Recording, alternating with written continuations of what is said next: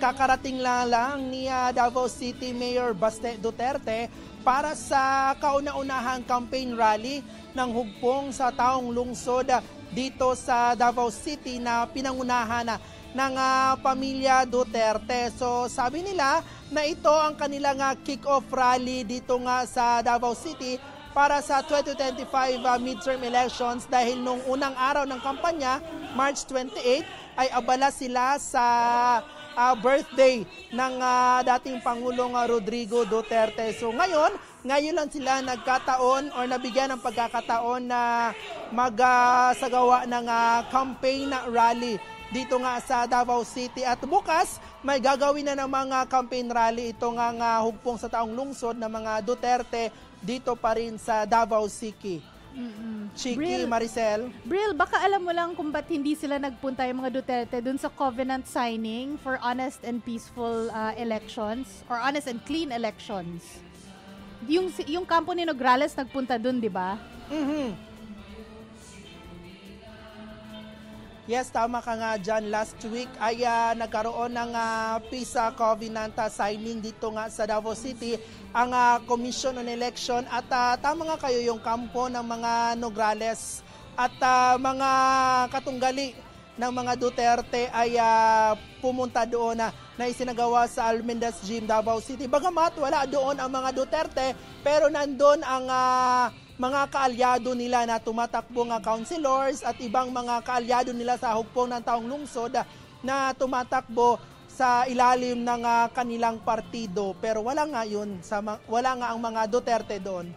Bril, I wonder kung nagkaroon na kayo ng pagkakataon na makausap si Carlo Nograles kasi dati rin siyang cabinet secretary ni FPRRD. So I wonder kung ano yung thoughts niya, yung opinion niya tungkol dito sa pagkakaaresto sa dating presidente. Considering na nagkasama sila, 6 na taon.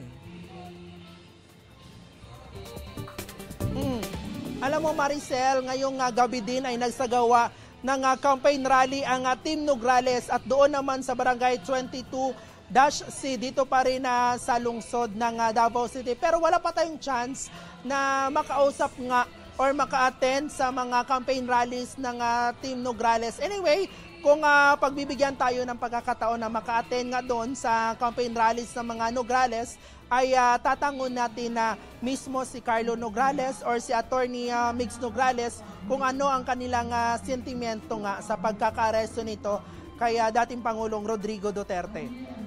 Bril, Duterte versus Nograles lang ba talaga dyan sa Davao for mayor? Or meron pang ibang candidates? Sila lang kasi yung dalawang laging naririnig.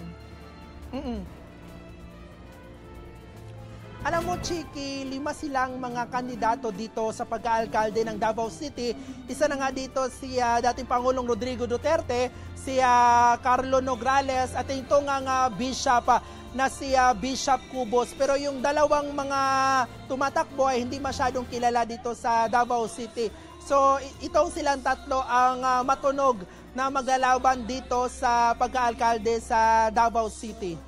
Bril, anong oras ba inaasahan na magbibigay ng talumpati si Mayor Baste dyan sa kampanya? Alam mo Maricel, kakarating nga lang ni Davao City Mayor Baste Duterte dito nga sa event area at mamayang konti o ilang minuto mula ngayon ay magbibigay na ng talumpati. Ito nga si Davao City Mayor Baste Duterte. Pero ano yung mood dyan? Especially ng mga supporters ng mga Duterte? Alam mo, naghiyawan dito sa campaign na rally area dito nga sa Barangay Cataluran Pequeño kasi may mga dito, may mga banda, may mga pag-games at may mga kasiyahan dito sa area ng kung saan ginanap itong kick-off rally ng Team Duterte.